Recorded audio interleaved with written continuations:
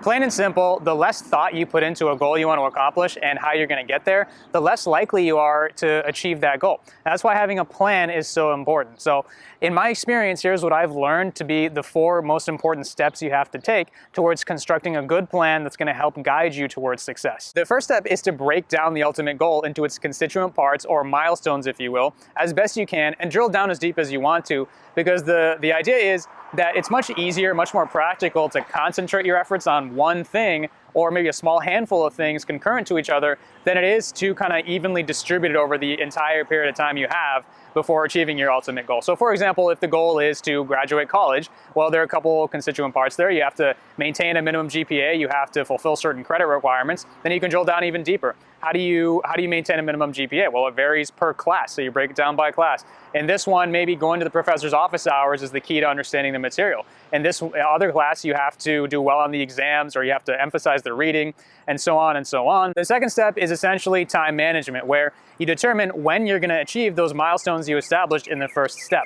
So you set interim deadlines for yourself, like in so much time I'm going to achieve so many milestones or this milestone, and then I'm going to be prepared for the next hurdle, which lasts this much time and ends on this day, and so on. So a good technique you can use to determine when those deadlines are going to be is to start with the end and work your way backwards. So in the college example, let's say you need to graduate by this day, so what needs to be done a semester prior to that? Maybe you need to finish up your technical electives by that time so you can spend the last semester finishing your general electives.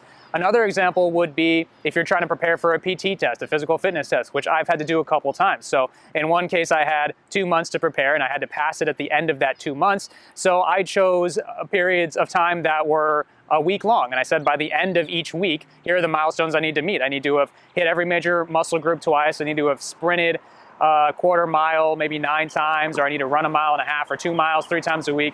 Whatever it is, it looks different depending on the goal, but there are always ways you can make that work. Third, you have to anticipate as many setbacks as you possibly can, those things that are going to preclude you from accomplishing your goal altogether or even delay your progress, and establish as many means of redundancy or contingency plans as you can to either work around them or prevent them from happening at all in the first place. So for example, with the physical fitness test, one setback, if you will, is I just won't pass the PT test. So one technique I like to use to really increase my chances of success is to attack on multiple fronts, as I refer to it as. So instead of just preparing for a sprint by sprinting, I prepared for it after a workout, so I was more tired than I would be on test day, and I wore a weighted vest, so it was harder during practices than it was during the actual test. And I did end up passing that PT test, by the way.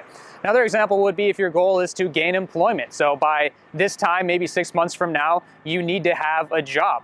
So instead of just applying to one job online and crossing your fingers and hoping that's going to work, you establish contingency plans. What happens in the event that you don't get that job?